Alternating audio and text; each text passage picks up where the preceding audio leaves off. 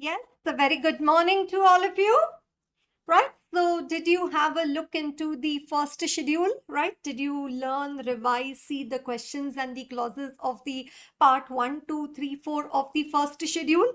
Right. So, that's what we completed yesterday. And then after that, initiated our discussion on the second schedule. Okay.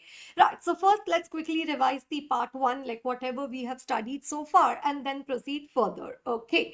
Right. So part one of the first schedule, right? It is regarding professional misconduct for CA in practice, right? So we say practice by non-CA, then pays or allows, then accepts or agrees to accept, enters into partnership, secures professional business, solicits client or professional work, advertises professional attainments, fails to communicate with the outgoing auditor, does not check compliance with section 139 and 140, right? Then charges fees on the percentage contingent basis, then engages in any other business or occupation unless permitted by the council so to engage, right? And then that was clause 11. So we completed with looking at the question bank of the clause 11. Okay, right? So there we have a list of permission granted generally and specific and prior approval of the council, which is required to be taken in each case. Okay, right? Then after that we came to clause 12 part 1 first schedule, right? So that was the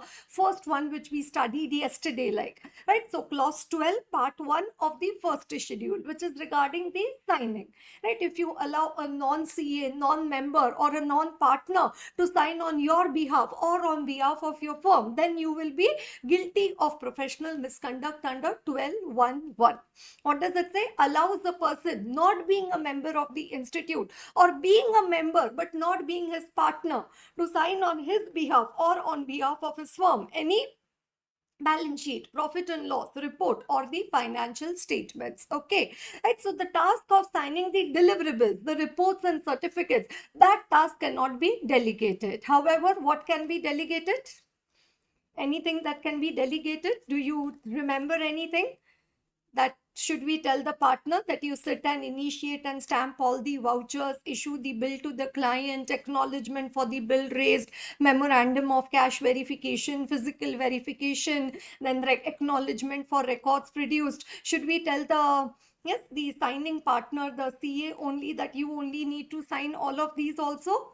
No. What do we say? Okay, those can be, yes, that work can be delegated. So what work can be delegated? We saw a list of 10 points over there, right? Which is regarding the, yes, it is regarding the routine documents, right? So routine documents, that task of signing can be delegated, right? Routine documents, that task of signing can be delegated. Like, acting as authorized representative. So can the CA send his article or any other stuff? It says yes. The task of signing the deliverables, it cannot be delegated, but the routine documents, that task of signing can be delegated. Okay, right? So that completed our discussion on the part 1 of the first schedule. Then we came to the part 2 of the first schedule, which is professional misconduct for CA in service. Not to share, not to accept, right? CA in service. Okay, then we came to the part 3 of the first schedule, which was regarding the professional misconduct generally, right? A member of the institute, whether in practice or not, shall be deemed to be guilty of professional misconduct if he, what is 131 clause 1 part 3 first schedule? Yes, what is it? Yes, keep typing 131, 231, 331, 141, 241, right? So that I come to know that you are, yes, in line with me in the class. Right? So what does it say? Yes, not being a fellow, acts as a fellow member of the institute. So you're not a fellow chartered accountant, but you're telling everybody, "Arey, I am fellow chartered accountant." So you would be guilty of professional misconduct under 131. Okay, right. Then I taught you 3 clauses regarding the ICAI. Right? So institute is asking any chartered accountant to, what you say, provide certain information. Right? Ply. We say comply with certain requirements or supply supply certain information asked for, and you're not providing the information to ICAI, council, committee, board of discipline, disciplinary committee, director discipline, quality review board, or the appellate authority, you're not right? You're not providing, the just does not supply the information called for or does not comply with the requirements asked for by ICAI and or its functionaries, then guilty of professional misconduct under 231. Right, you reply to ICAI, but in the reply you give the false particulars. Right, in the reply you give the false particulars. In any IFRS information form, return or statement to be submitted to ICAI and or its functionaries provides any particulars knowing them to be false, then that comes under 322. Right, clause 3 part 2 of the second schedule. And then we said contravenes, like you're allowed to accept 60 tax audits, however you accepted 400 tax audits. Right, so contravenes any of the provisions of this act, the regulations made there under, or the guidelines issued by the council, that is the PRG. Right, then guilty of professional misconduct under 122. Right, clause 1 part 2 second schedule. Right, so these are the three clauses which we saw regarding the ICAI: 231, 322 and the 122. Right, and then we also continued with our discussion on the part 3 of the first schedule. Right, so not being a fellow, acts as a fellow, does not ply, does not supply the information or does not comply with the requirements of ICAI, and then gives false information under clause 6 and 7 of the part 1 of the first schedule, like while applying work from another CA, or while responding to tenders inquiries, or while advertising through a write-up, or anything as contained under 6 and 7, he provides any information knowing it to be false. Like say your firm was established in 1990, but you have written our firm was established in 1950. So then that means you're giving the false information under clause 6 and 7. Right, so that comes under 331. Okay, right, so that completed our discussion on the part 3 of the first schedule. Okay, then we came to the part 4 of the first schedule, right, wherein we discussed about the other misconduct. Right, so what did we say? Other misconduct is discussed under the part 4 of the first schedule and under the part 3 of the second schedule. Right, under the part 4 of the first schedule we have two clauses, 141 and 241. Right, and under the part 3 of the second schedule we just have one clause over there, that is 132. Right, what does it say? Other misconduct, rendering himself unfit to be a member of the institute. What does it say? A CA should maintain the highest standards of integrity even in his personal affairs, and any deviation from these standards, even in the non-professional work, would expose him to the disciplinary action. Right, and then we have the 141, wherein it says what? Right, it would be imprisonment up to 6 months. Is held guilty for any offense with civil or criminal code for an offense which is punishable with imprisonment for a term not exceeding 6 months. Right, so imprisonment up to 6 months, that is 141, and imprisonment more than 6 months, that is 132. Right, that comes under the second schedule. Okay, and then you have the 241, right, wherein the CA is not having the professional behavior. Right, he is bringing the discredit, he is bringing the disrepute to the profession. In whose opinion? In the opinion of the council. What does it say? Brings disrepute. To whom? To the profession or to the institute as the result of his action, whether or not related to his professional work. Right, so it could be related to his professional work or it might be in his personal life also, but whatever the CA is doing, it is bringing the disrepute to the profession. Right, it is bringing the disrepute, it is not professional behavior. Like see, so we have some illustrative examples of other misconduct over there. CA is retaining the books of account and not returning those to the client without a reasonable cause. CA is adopting coercive methods on a bank for obtaining a bank loan. Right, then CA is using the services of article for other than the professional practice. Right, CA, what he did the misappropriation of funds when he was appointed as a treasurer. CA is convicted by a competent court under section 8(5) of the Chartered Accountants Act, right? That is the disabilities for membership, the moral turpitude. Right, then CA makes a material misrepresentation. CA does not reply to the letters of the public authorities. So like local police station is asking CA for some information and he is not giving.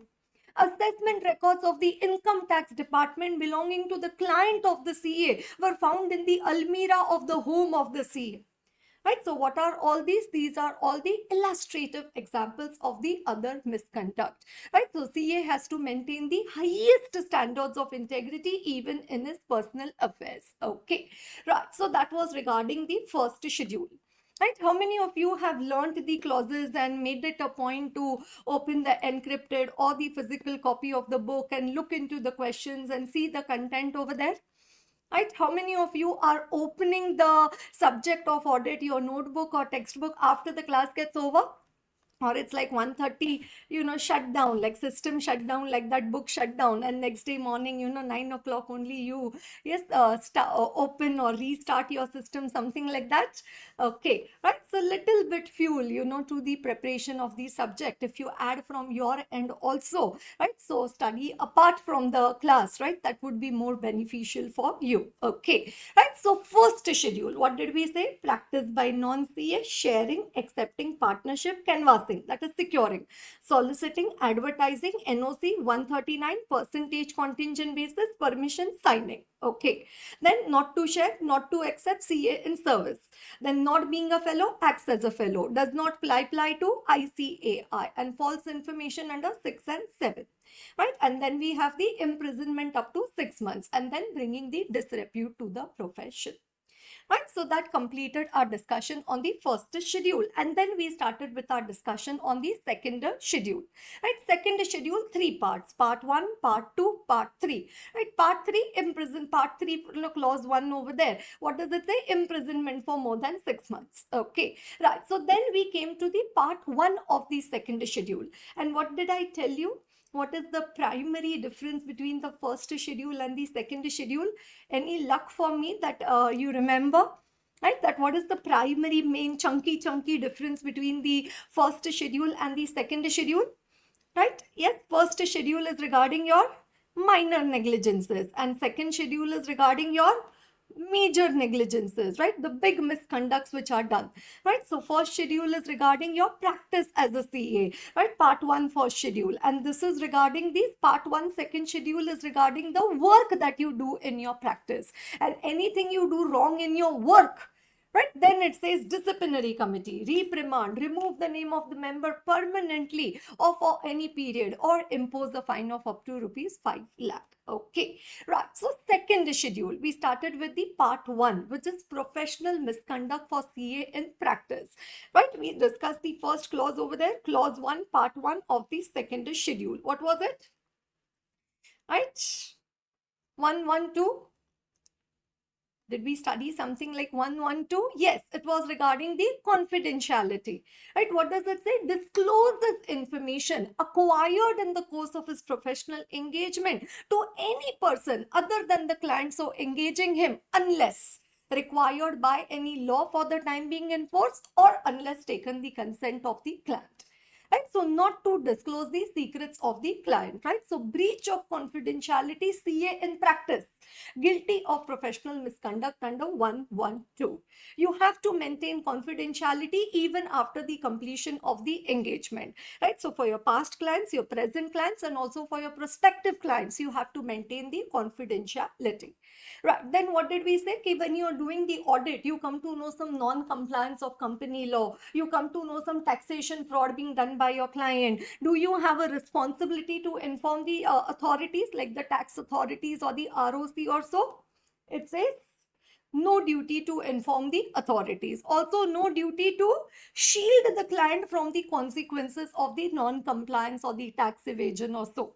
Right? So what you should do as a CA, you should advise the client to disclose.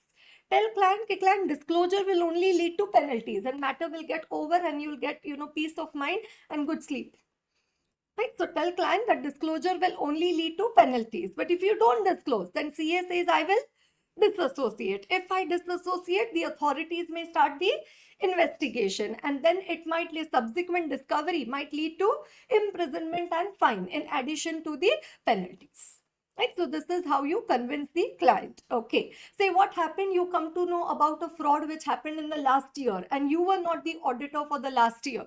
So what you do, advise the client to disclose. However, you can continue for the current year, but you are under no obligation. But if you continue, you have to be extra careful, right? That past behavior is not reflected in the current matters. And say last year there was a fraud and you had only done the audit for the last year, right? So again, advise the client to disclose, and if they don't agree, then disassociate from the engagement, right? So we saw the case studies for this one, right? So this was regarding the clause 1, part 1 of the second schedule, right? Breach of confidentiality, CA in practice. Is it clear? Okay, right. Then we came to, am I right? 212, right? What was that? Certifies or submits in his name or in the name of his firm any report on examination of financial statements, unless the examination of the financial statements and the related records has been done by he, his partner, his employees, or another CA in practice. Right? So CA should not certify without examination, without checking the records, right? So just somebody comes to you with a set of financial statements or some information and says, CA, give report certificate, you immediately give it. It says guilty of professional misconduct under 212. Okay, right. Then does anybody remember the 312? What are you doing, all of you? Give me answers, quick answers. Right, my chat box should be like, full, what do you say, full speed. It should be scrolling up like that. Right, be ready. Like the moment I say 312, shoot, immediately. Yes, 312, it is regarding CA would be guilty of professional misconduct if he permits his name to be used in connection with estimate of earnings contingent upon future transaction. That is your forecast, that's your projection, in a manner which may lead to the belief that he vouches for the accuracy of the forecast. So CA, if you vouch for accuracy of forecast, dish ke aao. Right, guilty of professional misconduct under the 312. So does that mean that a CA cannot associate with a forecast? No, he can. But what does it say? SBMA. Sources of information, basis of forecast, major assumption should be disclosed, and he should not vouch for the accuracy of the forecast. He should follow the guidelines given in SAE 3400. That is the examination of the prospective financial information. CA, if you vouch for the accuracy of forecast, 100% this will happen in 2030, it says out. You're guilty of professional misconduct under 312. Right? Even for historical financial information, we don't vouch for accuracy. Even there, we don't give absolute assurance. We give the reasonable assurance. So prospective financial information, there is no question of vouching for the accuracy, because it is future oriented, right? So it's speculative in nature. It is judgmental in nature. So it may or may not happen. Right, so vouches for the accuracy of the forecast, then 312. Okay, right. Then after that we came to, right, 412. What is 412? Right, CA, when would he be guilty under 412? Yes. Chartered accountant, when would he be guilty? Yes, very good. Right, when would he be guilty? When he expresses his opinion on the financial statements of any business or enterprise. Right, so CA is expressing opinion on the financial statements of any business or enterprise where he, his firm, or his partner, or his relative, AS 18 or Ind AS 24, has the substantial interest. Right, so say I am a director in a company. Can I do the audit? No. Relative is the director? No. Partner is a director. Can I do the audit? No. I'm a lecturer in a college. Can I do the audit of the college? No. I'm a trustee of a trust. Can I audit the trust? No. I'm a liquidator. Can I audit the statement of accounts for liquidation? No. I'm writing the books of account. Can I audit the books of account? No. What does it say? It does not apply only to your stat audit. It applies to all your audits, like all your tax audit, GST audits also.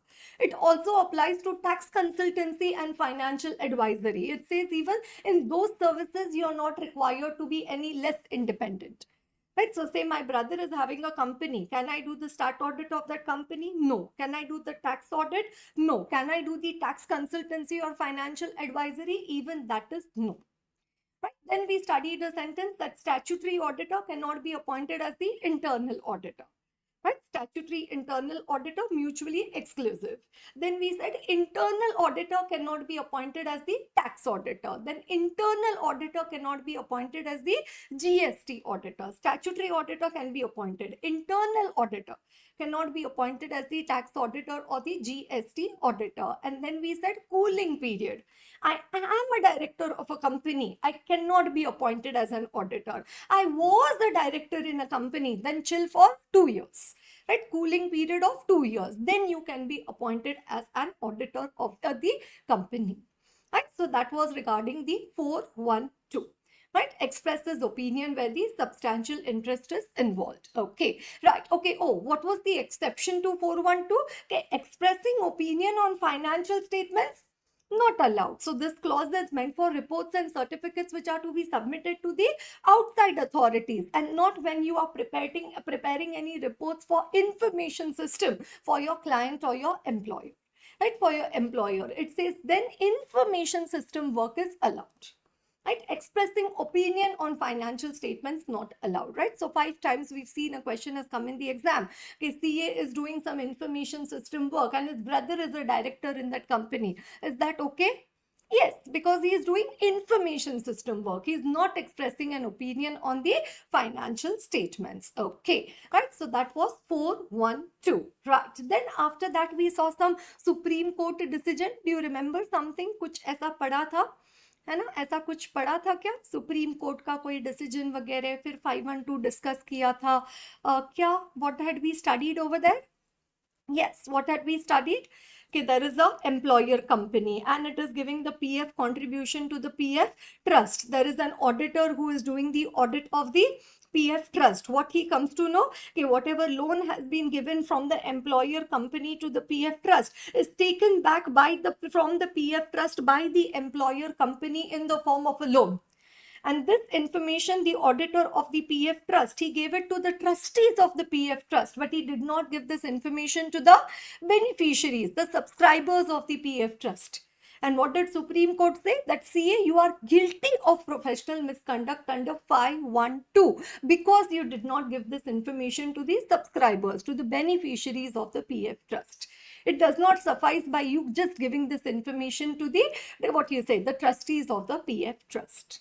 Okay, right? So what was 512? Fails to disclose a material fact.